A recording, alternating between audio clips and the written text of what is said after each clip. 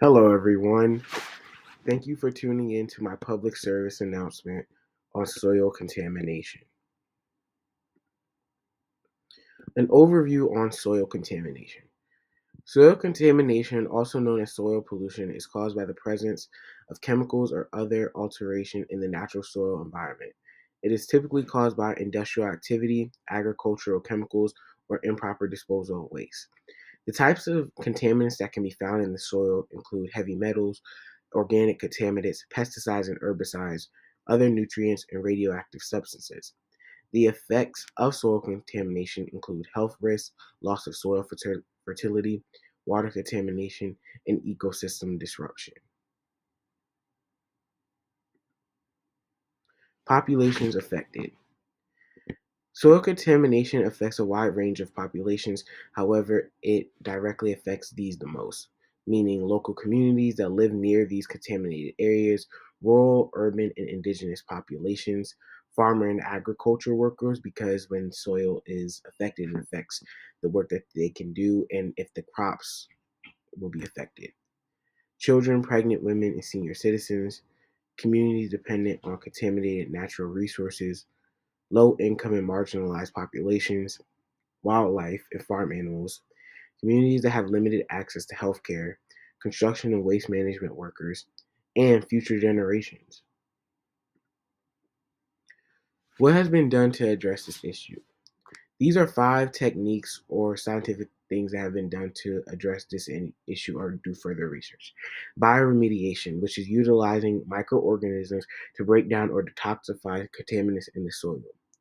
Phytoremediation, using plants to remove or stabilize contaminants in the soil. Soil washing, which will be physically removing contaminants from the soil through washing. Excavation and removal, removing the contaminated soil and disposing of it safely. And lastly, thermal treatment, using heat to violate or destroy contaminants.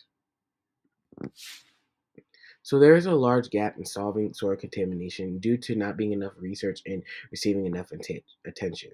But the direct gaps include lack of awareness in public health or environmental education in affected communities or vulnerable populations, inadequate environmental regulations by the government, local, state, or federal.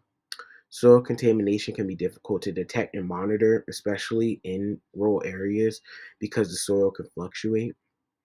Financial and technological constraints.